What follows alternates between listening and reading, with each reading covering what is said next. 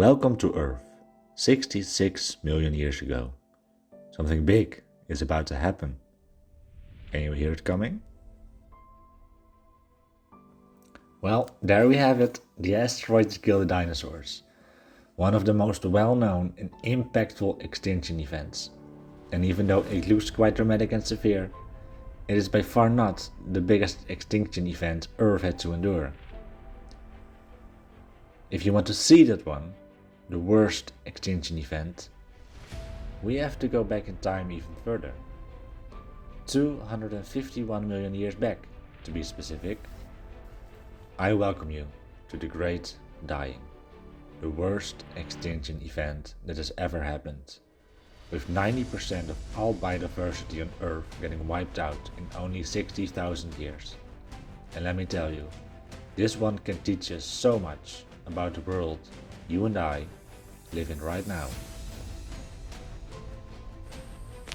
The Great Dying, which official name is the Permian-Triassic Extinction Event, marked a transition between the Permian and the Triassic geologic period. The global temperature rose by 8 degrees Celsius and there were carbon dioxide levels of at least 2,000 parts per million due to climate change. For comparison, we've had a 200 parts per million increase since the Industrial Revolution. But how could such an event even happen? Well, it all starts in Siberia. There's an area of over 7 million square kilometers that is covered with lava, known as the Siberian Traps, which had the largest known volcanic event in the last 500 million years, where lava continuously flooded very large amounts of land. It was, so to say, a bit unfortunate that this happened, because Siberia lies on top of a large sedimentary basin which contains carbonate rocks, which when they got heated emitted very large amounts of greenhouse gases. These gases blocked out sunlight, disrupting photosynthesis. And normally this effect would be temporary, but the eruptions kept on going for 2 million years. And because the plants and algae were dying due to the lack of sunlight, they could also not stabilize the CO2 levels, so they kept rising.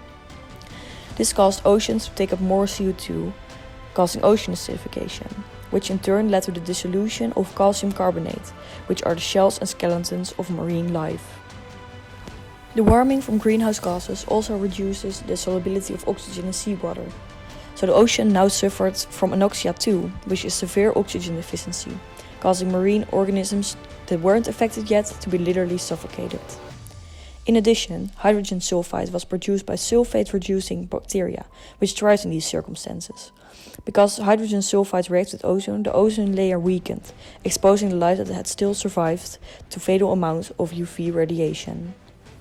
As mentioned before, this period was the toughest for marine organisms. Before the event, there was the greatest marine biodiversity since life on Earth started. But afterwards, less than 10% was still around. Mainly the organisms that used calcium carbonate for their skeletons died one after the other due to ocean acidification as they dissolved. But also species that have proven to be very resilient during past extinction events, such as plants and insects, were struggling. Half of the plant species went extinct because of exposure to UV radiation, and all forests disappeared. Because of the massive plant extinctions, land herbivores also died out in large quantities, and it took them the longest to fully recover. It took millions of years for the biodiversity on Earth to recover, which just shows how detrimental the effects of this event were. Did you find some resemblance with the present?